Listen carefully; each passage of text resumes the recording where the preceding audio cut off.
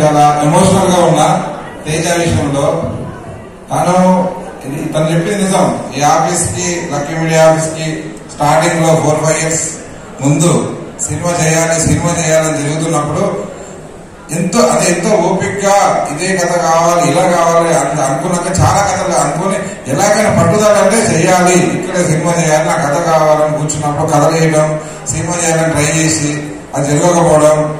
తర్వాత నాకు తెలిసిన తన పట్టుదలతో ఓబేబీ సినిమా, తర్వాత ఇష్క్, తర్వాత జాంబీరెడ్డి, తర్వాత సినిమాలు ఒక్కొక్కటి తను సెలెక్ట్ చేసుకుంటూ వెళ్తున్నప్పుడు అందరూ అంటారు తేజ ఎక్కడి నుంచి వెళ్ళాడు కదా, ఇక్కడి నుంచి వెళ్ళాడు కదా, మీ దగ్గర నుంచి వెళ్ళాడు కదా, మిమ్మల్ని ఇన్స్పైర్ చేశారు, మీరు ఇన్స్పైర్ చేశారు.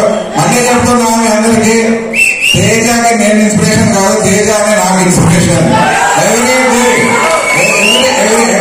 ఎవ్రీ డే నాకు ఫోన్ చేస్తాడు, మా ఆవిడ సాక్షాత్ నాకు ఫోన్ చేస్తాడు, ఏం చేయాలంటే నాకు వింటున్నట్టే ఉంటాడు. మొదలు తన సజెషన్ లో నేను నడుస్తున్నా, 3 years నుంచి నేను నా సజెషన్ లో తను నడుస్తున్నాను అనుకుంటున్నా.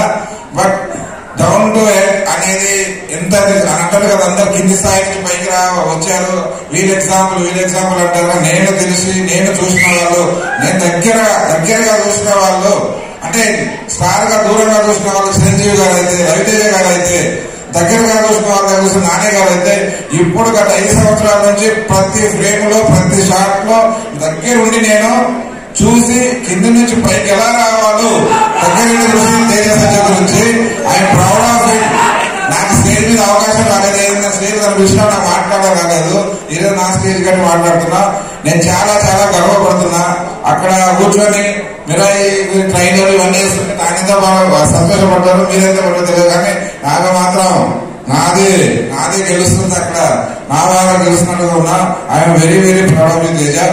Inspiration for all youth. కష్టపడి ఎలా పైకి రావాలో తన చూసి నేర్చుకోవాలి. అలాగే నేను చాలా సార్లు మన హీరోలు చెప్తుంటా, తను ఇలా చేస్తున్నాడు. ప్రతి సినిమా అంటే వచ్చాము డబ్బులు తీసుకుని యాక్టింగ్ చేయడం కాదు, సినిమా రిలీజ్ వరకు తన పక్క నుండి పోరాడతాడు. కంగ్రాచులేషన్స్. ఇప్పుడు తీసిన ఇంతకుముందు హిట్ అయిన సినిమాకి, తీయబోయే సినిమాకి ఎక్కువగా మాట్లాడారు.